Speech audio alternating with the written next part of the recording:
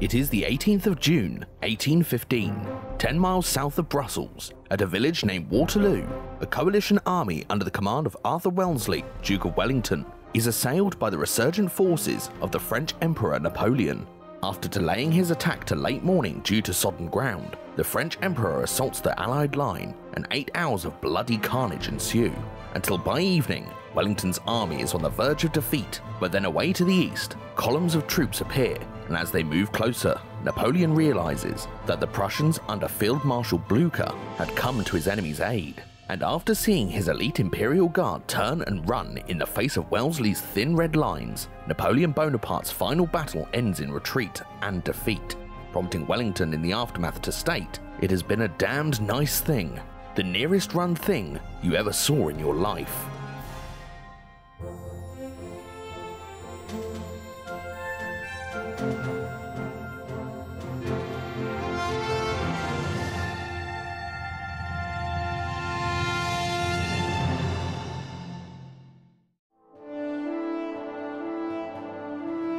The man known to history as Arthur Wellesley was born in Dublin, Ireland, on the 1st of May, 1769, according to newspapers of the time. However, this date is after his recorded baptism date, so it is probably the case that his birth date is actually earlier than this. His mother, Anne Hill Trevor, came from a wealthy, aristocratic banking family and was the daughter of Arthur Hill Trevor, 1st Viscount Dungannon, after whom Arthur was named, and his father, Garrett Colley Wellesley, 1st Earl of Mornington, was a local politician and composer, and was also Professor of Music at Trinity College, Dublin.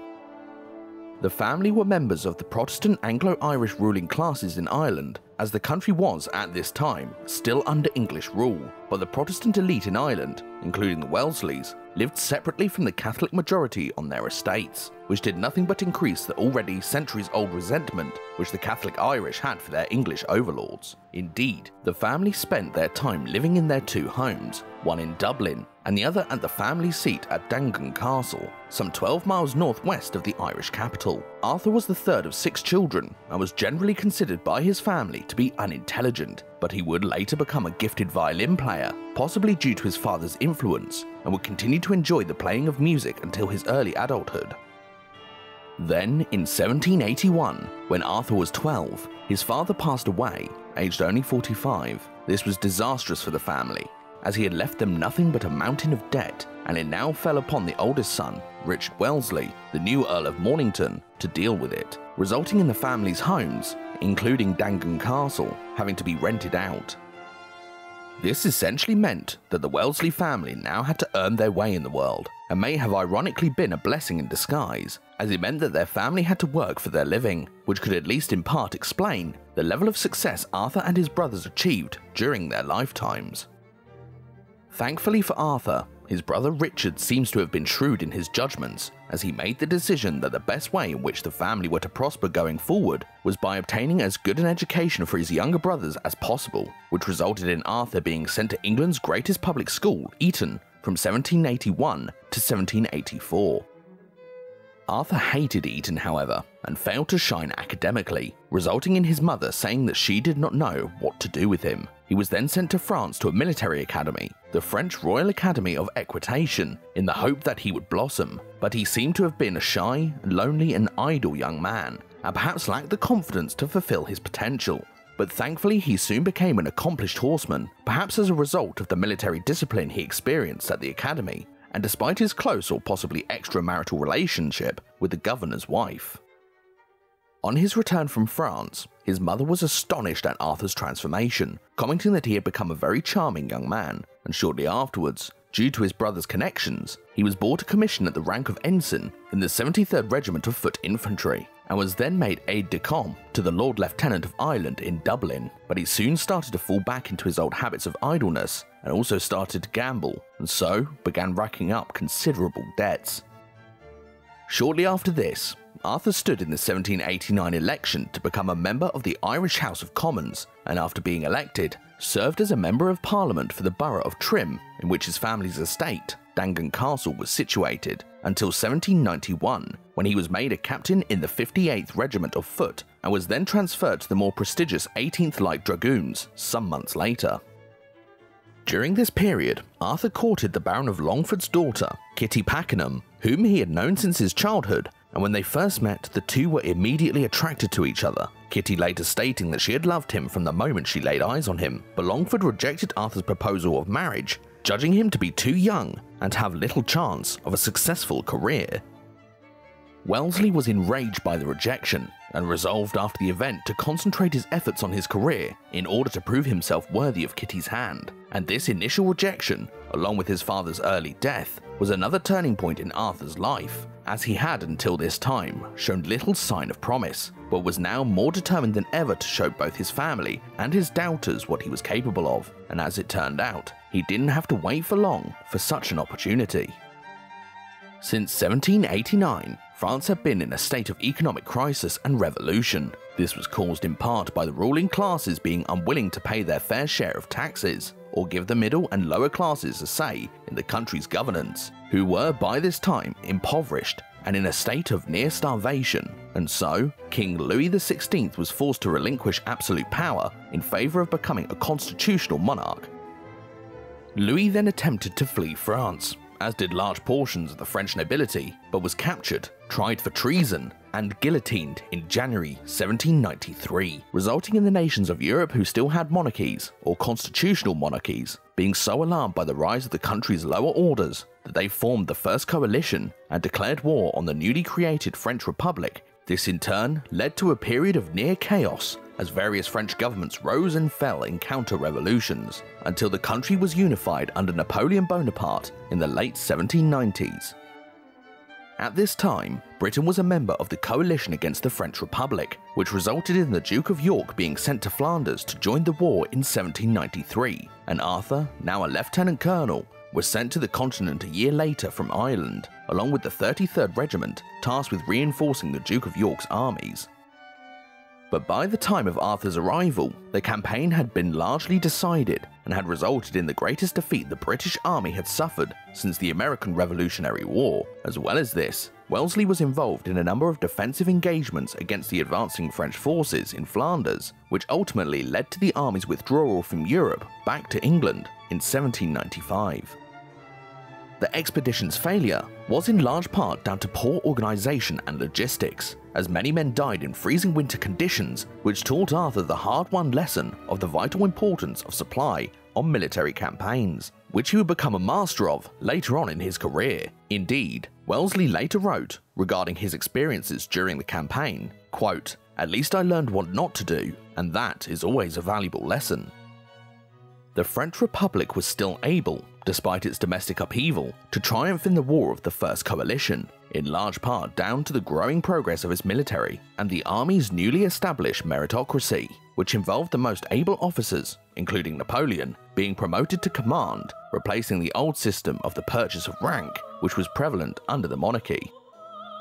Wellesley, now a full colonel, was sent in 1797 with his regiment to India, a voyage which would take nearly a year to complete, and his time in the subcontinent would prove to be the making of him, as he would become one of the key figures in Britain's eventual subjugation of India. By the late 1700s, India was one of the key trading hubs in the Eastern world, which, along with its rich and fertile landscape, made it a prime target for the major Western powers, who were now vying with one another for the control of the western flow of Indian goods, and the British had by this time established a number of coastal territories in the subcontinent, such as Madras, Calcutta, and Bombay, despite the French being present in India, whilst the centre of the country was still the domain of various indigenous states, such as the Maratha Confederacy and the Kingdom of Mysore in the south. After his arrival, Arthur spent his first 12 months in India gaining knowledge of the country, as well as its political situation, and also training his troops, so they were prepared as could be for any possible engagements, as well as being acclimatized to the country's inhospitable climate. Then, in 1798, Wellesley received word that his eldest brother, Lord Mornington, had been made Governor-General of British territories in India, which proved crucial to his forthcoming rapid advancement over the coming years. Indeed, it could be said that if it had not been for his brother's appointment, Arthur would have had little chance of advancement in India, which is almost certainly true, but it also should be remembered that his later success was still more than anything down to his own intelligence and ability, rather than just simply family connections. Britain's increased activity in India was in large part due to it wanting to acquire new territories after its loss in the American Revolutionary War, and it seems that Lord Mornington had been sent to India with a view to not only securing the British East India Company's monopoly on Indian trade, but also to make India a British territory. Another important factor was the French, as the British could not afford to allow them to expand their own territories in the region, as it would risk the viability of Britain's trade networks and possibly tilt the balance of maritime power, which, at the time, was firmly in Britain's favour. In short, the British felt the conquest of India was essential, as if they themselves didn't control the subcontinent, then another rival European power surely would. A common modern misconception concerning the age of European colonialism is that the Western powers purely conquered third world countries out of greed, but in reality, the land grab throughout the world was motivated by competition between the European nations, who were terrified that their rivals would gain more territory and wealth, which in turn could be used against them. Indeed, there is a consensus of opinion among historians that the main reason for the European nations becoming dominant in the world was the intense and centuries-long rivalry and warfare between them, as they were in an almost continual arms race with one another, which inevitably meant that they were far more advanced technologically than other parts of the world. One of Lord Mornington's first actions was to start preparations for the conquest of India, his first target being the rich southern kingdom of Mysore, which was under the rule of Tipu Sultan, the Tiger of Mysore, who was also aided by an alliance with the French, who supplied him with arms, troops, and supplies. Arthur was placed in charge of the logistical preparations for the forthcoming war, drawing on his experiences in the failed British campaign in Flanders to plan the supply of British forces to the best of his ability. The force which was then sent to take Mysore numbered in the region of 50,000 troops, a considerable number of which were native Indians. The British Army, under the overall command of General George Harris, then advanced towards Tipu Sultan's capital of Seringapatam, but were blocked some 20 miles short of their objective by a portion of the Sultan's army on the 27th of March, 1799, at Malaveli.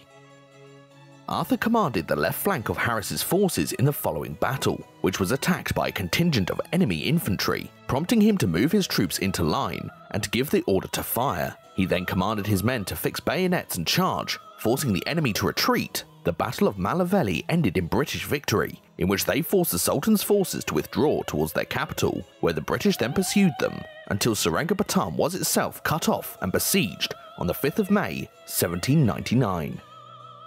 Wellesley was then ordered to conduct a night attack on enemy positions outside of Seringapatam, but because of the darkness and lack of intelligence on the enemy position, the attack ended with the British suffering nearly 24 casualties, and Arthur himself receiving a minor wound to his knee. The position was taken a day later, but Wellesley resolved after this to never again attack an enemy who was entrenched in a fixed position without having good reconnaissance. After a bombardment of the fortress which lasted for some weeks, a breach was made in the walls, which allowed the British to invade Tipu's stronghold, and after heavy fighting, Seringapatam fell and the Sultan was killed, and Arthur was one of the first on the scene and confirmed Tipu's death himself, and so southern India was now under British control, and Arthur had gained valuable experience in the art of warfare. Also, a day after the Battle of Seringapatam, as a reward for his efforts, he was given the responsibility of Mysore's governance.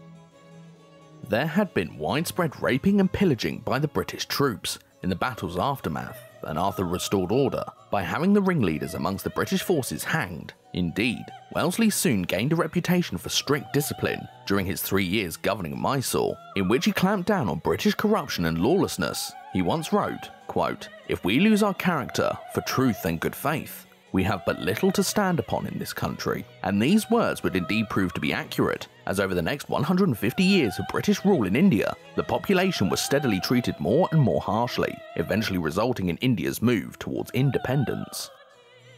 After the fall of Mysore, Wellesley also had to put down a large-scale insurrection, led by one of Tipu Sultan's followers, Commander Dondia Wag. Arthur led a combined East India Company and British Army force, numbering around 8,000 troops, to put down the uprising, which ended in the Battle of Konagul on the 10th of September 1800. During the battle, Wag was killed in a cavalry engagement, personally led by Wellesley. Lord Mornington was impressed by his younger brother's achievements, and so sought to further Arthur's as well as his own reputation, along with increasing British power, by launching an attack on the greatest power in central India, the Maratha Confederacy. The Marathas were a powerful coalition of smaller kingdoms, which had, during the 17th century, replaced the Mughal Empire as the dominant power in the subcontinent, and were at this time, like the Kingdom of Mysore before them, allied with the French. Wellesley, who had now been promoted to the rank of general, was in charge of the British forces and took it upon himself to see that the army's training and supplies were as well prepared as possible. He did this by ensuring a constant supply of food and war materials by using boats and local wagons which carried the troops and the massive quantities of food on which his 25,000 strong force would depend. Then in August 1803, he launched an attack on the Maratha fort, which was quickly taken after his artillery breached its walls, and he then sought to locate the main Maratha army by splitting his forces in two. The British advanced deeper into hostile enemy territory, until Wellesley then received intelligence of the location of the Maratha army, and planned to trap it between his two separate forces. But, as things turned out, his own force was in very close proximity to the enemy, and having surveyed their position, he chose to attack despite being outnumbered by as many as 4 to 1, and the enemy possessing as many as 100 cannon. Wellesley would later describe the following Battle of Assaye as being the hardest of his career. Indeed, it was definitely one of the most important, as failure would have meant possible disaster for his own career and the fortunes of the British in the war. The Marathas were in a strong position across the River Kapina, which lay in the path of the British advance, but Wellesley was able to cross the river downstream and attack the enemy in their left flank. The British then formed a line, with the cavalry close behind, and engaged the enemy, whilst Wellesley rode up and down the British line, ensuring that each regiment knew what was expected of it. Eventually, after a series of hard-fought engagements and near retreats, the British managed to force the Marathas to flee, but were unable to pursue them, as many of their men could hardly stand, let alone walk or run, due to exhaustion. Wellesley had risked everything in attacking the Marathas, but due to the experience he had gained during his previous years in India, along with his logistical mastery and the training of his men, he was able to claim victory, despite losing a quarter of his army. He then left his wounded behind in a nearby town, and advanced further north, once again inflicting a defeat on the Marathas near Agorm, where Wellesley inflicted over 5,000 casualties on the enemy for less than 500 losses, and then moved to besiege, assault, and capture the Maratha fort of Gauligar on the 15th of December 1803. Wellesley's victories, along with another British campaign further north, effectively ended the Marathas' hopes of maintaining their independence, and they were then forced to accept British rule. Now a Knight of the Order of the Bath, Wellesley then set sail for home, along with his brother in 1805, proclaiming that he had served more time in India than any man should, and after returning to London, Wellesley was sitting in the waiting room in the Secretary of War's offices when he came face to face with Vice Admiral Horatio Nelson, who was by this time already a legend, after his victory over Napoleon's navy at the Battle of the Nile. At first, Wellesley thought Nelson to be arrogant, as the Admiral clearly didn't know who Wellesley was, but after Nelson had seen the Secretary of War, he took time to speak to Arthur once again, and the two discussed the state of the colonies and the war situation against the French. Wellesley would later state that it was one of the most interesting conversations of his life, but the two were never to meet again, as Nelson was killed less than 2 months later during his great victory at the Battle of Trafalgar. Arthur had not seen his childhood sweetheart, Kitty Pakenham, for almost a decade, and before leaving, had promised to marry her after his return, a promise which Kitty's family now gladly accepted due to his growing reputation and success, although she advised him to meet her before their marriage, and when they did finally meet before the wedding, Arthur complained to his brother that she had grown ugly. The marriage went ahead regardless, on the 10th of April 1806, the ceremony presided over by Wellesley's clergyman brother Gerald, despite the possibility that the marriage may have only taken place out of a sense of mutual duty and honour, rather than love, as Kitty had not married in Arthur's decade-long absence, due to the fact that he had promised to prove himself to her family to win her hand. The two were no longer the match they had been in their youth, as Kitty had, after all, had a sheltered upbringing, whilst Arthur had been on campaign and he had returned to England a completely different man. But once married, the two set up home in Harley Street, and they remained married for 25 years and parented 2 sons named Arthur and Charles. Wellesley's first passion, however, would always be his career, and soon after his marriage, despite venturing once again into politics, he sought to gain another command. He was to get his chance in 1808, when he was appointed to command a 9,000-strong force, which was to travel to South America, tasked with attacking Spain's colonies. But both Arthur and his army were then diverted to come to the aid of Britain's ally Portugal, who had been attacked itself by the combined forces of France and Spain.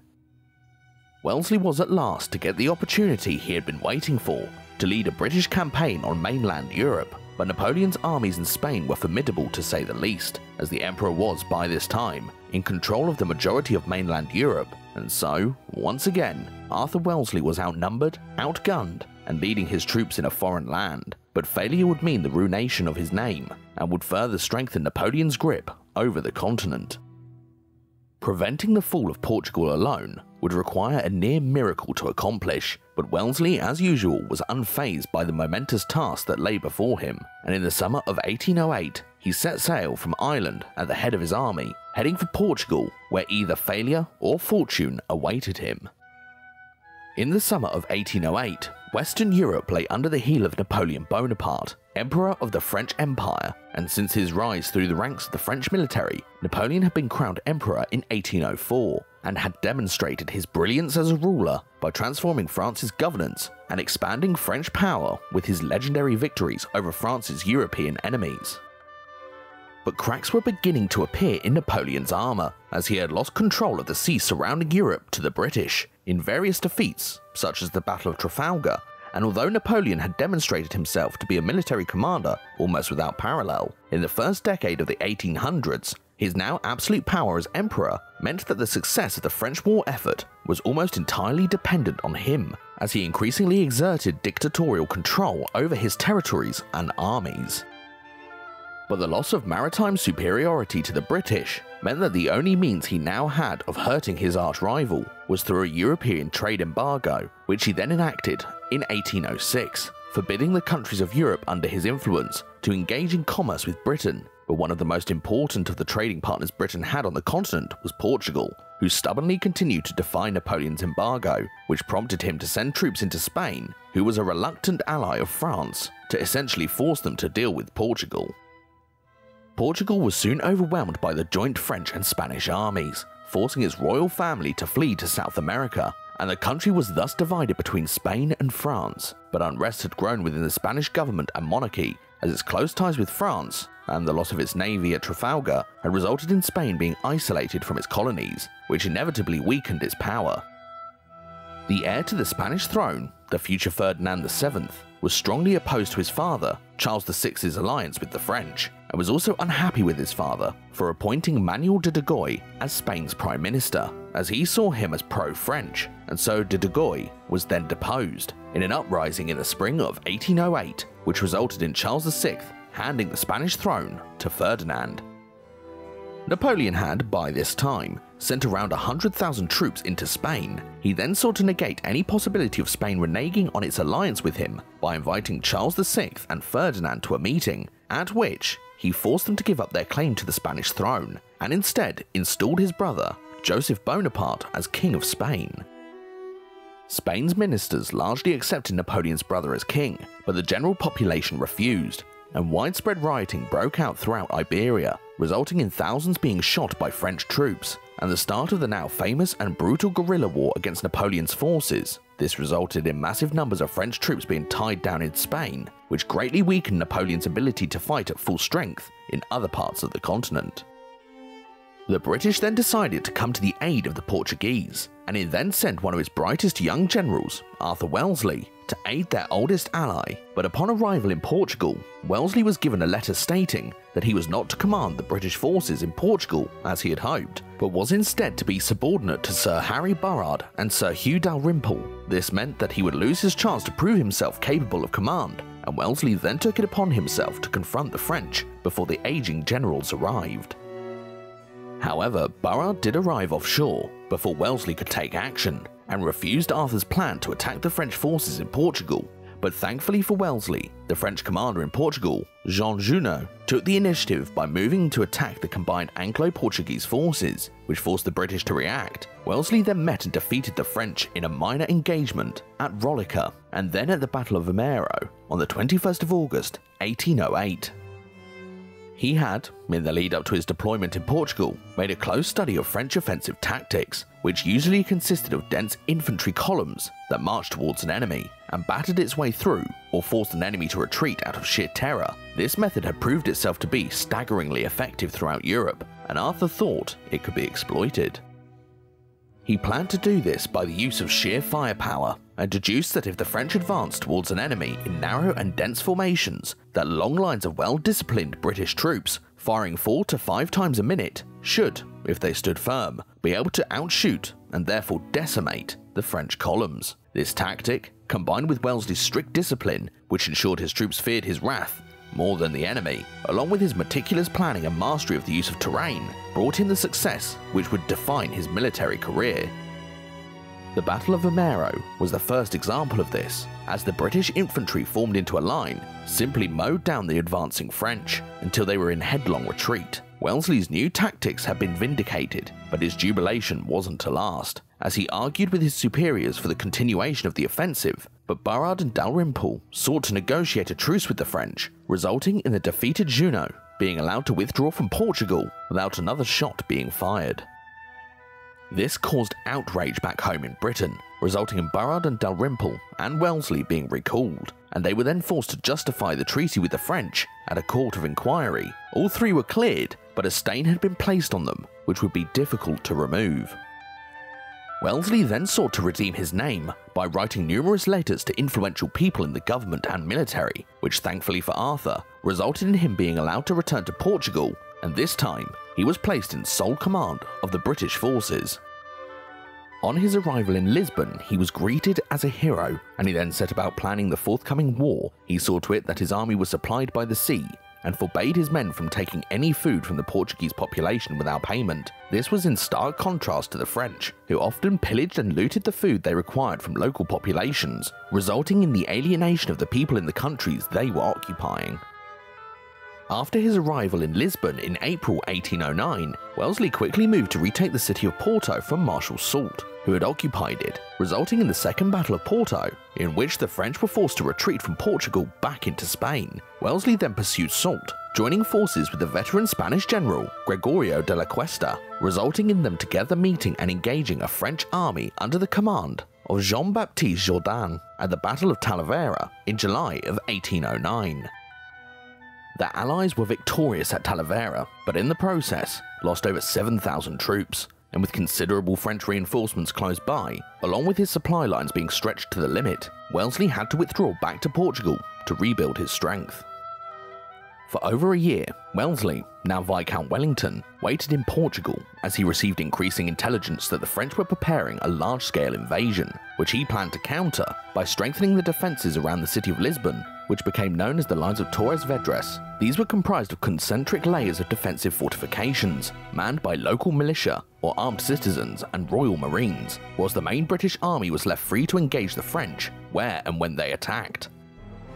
When the invasion did come in 1810, the French, under Marshal André Messina, who was one of Napoleon's right-hand men, was forced into a state of inertia, as the lines of Torres Vedras were too formidable to invest. His problems were compounded by Wellington's scorched earth policy, which meant that the foraging French troops had nothing to feed themselves with, resulting in widespread starvation in the French army, which prompted Messina's withdrawal from Portugal, leaving the bodies of tens of thousands of his troops behind him.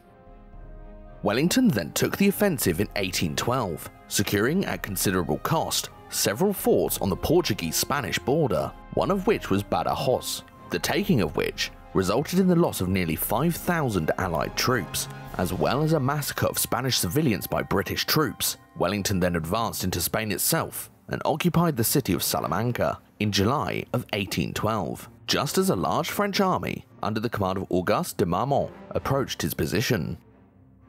The two armies then faced off against each other across a wide plain between two hills, neither commander being willing to commit to an attack until an opportunity for an advantage presented itself. Wellington then noticed that a portion of the French army had lost its formation and had become elongated whilst marching, and so he immediately ordered an attack, against which the enemy were unable to form a solid defence, and this ultimately resulted in the French being forced to retreat. After the battle, the French were steadily pushed back until Madrid itself was liberated, and Napoleon's armies ultimately retreated out of Spain until 1813, when Allied forces entered France itself. This reversal, along with Napoleon's defeat in his invasion of Russia and his subsequent defeats to Allied armies in Central Europe at battles such as Leipzig, meant that the writing was on the wall. In little over a year, France had lost around 750,000 men on all fronts, which ultimately resulted in Napoleon being forced to abdicate the French throne and went into exile on the Mediterranean island of Elba in 1814. Although it is certainly true that the French Emperor's main defeats had been in Central Europe and Russia, his army's losses in Spain had certainly played a considerable role in weakening his forces, and the one person who more than anyone had been responsible for the victory in Spain had been Wellington. On his return to London, Wellesley was awarded the title of Duke of Wellington and was then sent to Vienna as the British delegate at a conference to decide the restoration of peace in Europe. But whilst at the conference, word reached the Allies that Napoleon had escaped the island of Elba, landed in France, and was again amassing troops to his banner. Once again, Napoleon would have to be defeated, and Wellington was seen by the coalition powers as the man to do it. Napoleon concluded that he had no chance of defeating the massive coalition forces in a prolonged war, and so resorted to attempt to defeat them one by first attacking the armies of Prussia and Britain, which were situated in the lowlands of Belgium. He had amassed an army of nearly 130,000 men, but the combined armies of Prussia and Britain would outnumber him nearly 2 to 1, and so he resolved to prevent them from joining forces and defeat each one in turn. His army then crossed the River Sambre, south of Brussels, on the 15th of June 1815, and he sent a contingent of his army under Marshal Ney to secure the crossroad of Quatre Bras, which was only lightly defended by a single brigade of Dutch infantry, commanded by the Prince of Orange. Wellington, who was attending the Duchess of Richmond's ball in Brussels in the early hours of the 16th of June, was taken aback by the rapid French advance, then immediately rushed south to reinforce the Prince of Orange. Ney's forces had taken the crossroads by the time the British armies arrived, but were pushed back in turn by Wellington's forces. However, to the east, Napoleon had attacked the Prussian army under Marshal Blucher and forced them to withdraw at the Battle of Ligny. He then sent another third of his army to pursue the Prussians and joined up with Marshal Ney to attack the Anglo-Dutch forces under Wellington. The Duke had time to get to know the terrain around Brussels and decided to make a stand against Napoleon's forces at a village named Waterloo. Wellington then received an assurance from Blucher that the Prussian army would regroup and come to his aid, which prompted him to stand and fight Napoleon, despite being outnumbered. The Duke then drew up his forces in a defensive position on a gentle slope with 3 farmhouses anchoring his left, right, and centre, meaning that Napoleon would have to take them before he could bring his full weight against the Allied army. Wellington's strategy was simply to play for time, as he could only hope to defeat Napoleon's army with Blucher's support, which was made more likely by Bonaparte being forced to delay his attacks, as the previous night had seen heavy rain, which had turned the ground in front of Wellington's positions into a quagmire.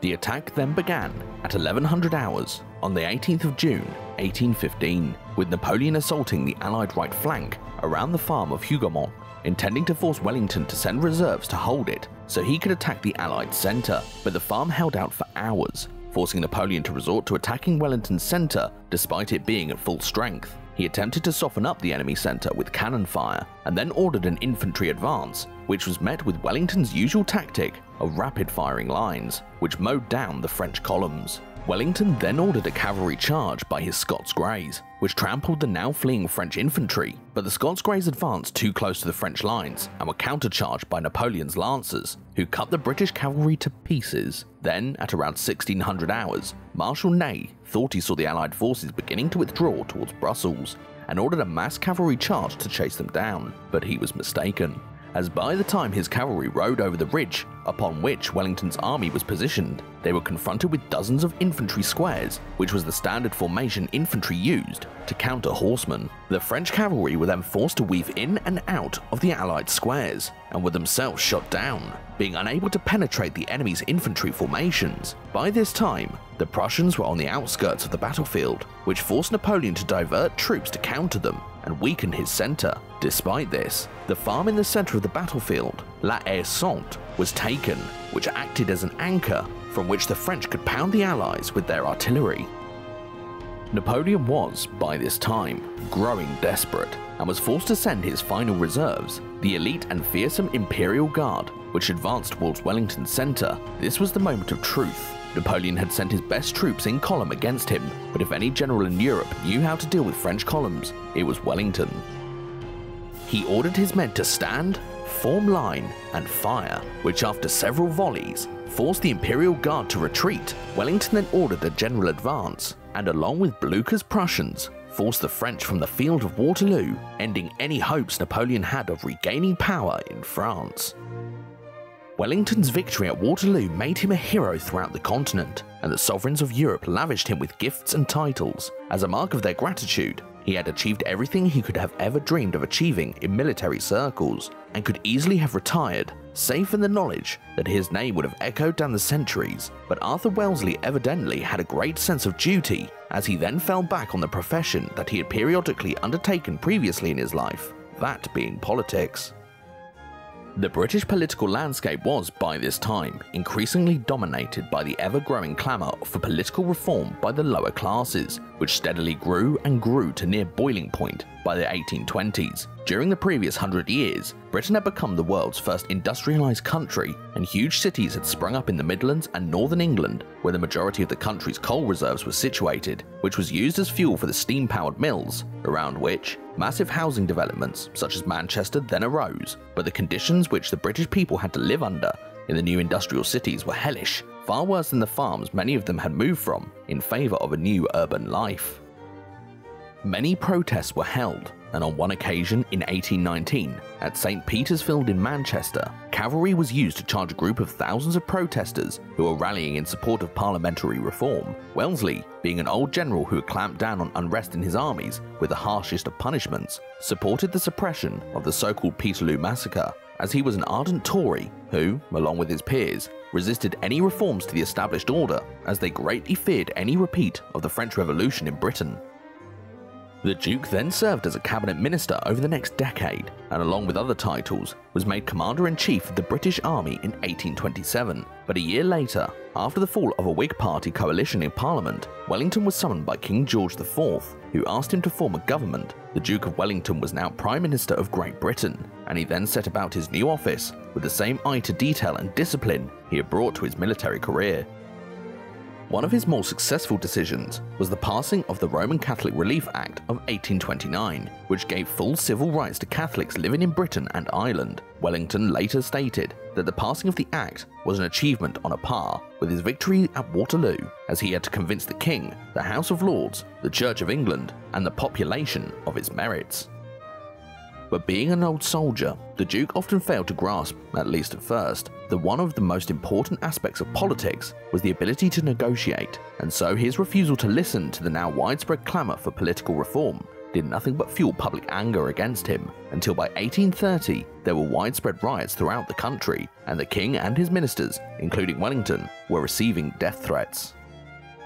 This then culminated in the sections of the Tory party who had opposed the Catholic Relief Act mounting a vote of no confidence against him, and Wellington then handed his resignation to the King in November of 1830, which the British monarch accepted. George IV then invited Lord Grey, leader of the Whig Party, to form a government, which then passed the Great Reform Act, which in turn increased the voting rights of the population.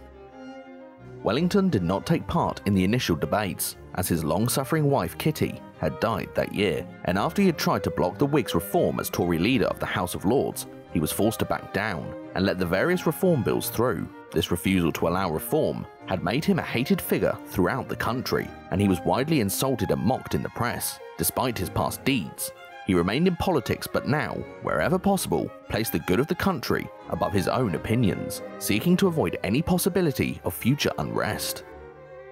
Wellington gradually became less and less involved in mainstream politics, but the king did offer him the post of Prime Minister once again after the fall of the Whig government in 1834, but he refused, suggesting the Lord Peel, the Tory leader in the House of Commons, would be better suited for the role, and so gradually, Wellington retired from public life, spending more and more time at one of his estates at Walmer Castle on the coast of Kent. He did find time to sit for the odd portrait, however, and this amazing image is an actual early photograph of the Duke of Wellington in his early 70s. But then, on the morning of the 14th of September, 1852, the Duke, who had been asleep as usual in his old campaign bed, which he had used throughout his entire military career, said that he felt unwell. He was seated in a chair, and then shortly afterwards, he lost consciousness and died.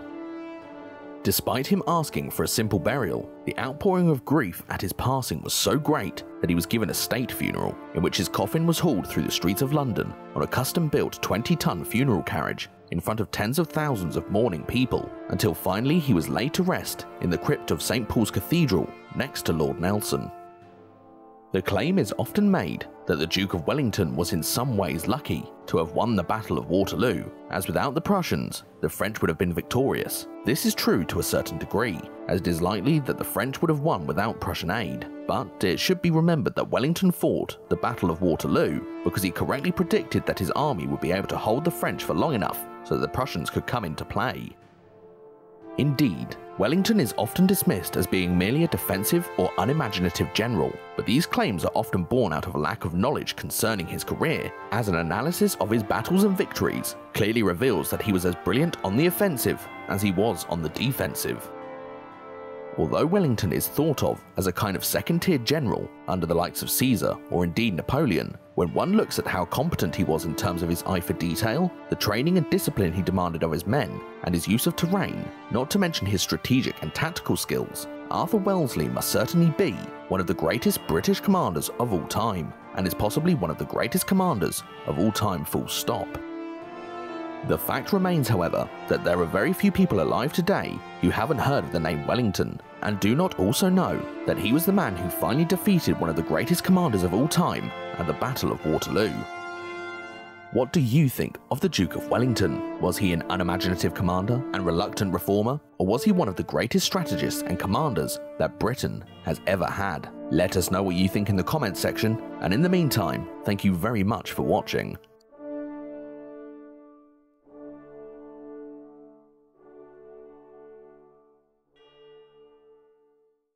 We would like to draw your attention to our revamped Patreon and Buy Me a Coffee membership pages, which contain rewards and perks such as early access to our content, merchandise discounts, and audio versions of our videos, along with much more that we give to our valued supporters. If you have not yet signed up to help our cause, we'd like to ask you to please consider doing so, as we need to secure the channel by safeguarding it from possible demonetization, and also invest in better equipment, software, and more people to help us improve our videos going forward. In short, without your contributions, these videos would not be possible. So, if you would like to ensure this channel never has to shut down due to demonetization, please spare whatever you can per month and become People Profiles patrons. Thanks for listening.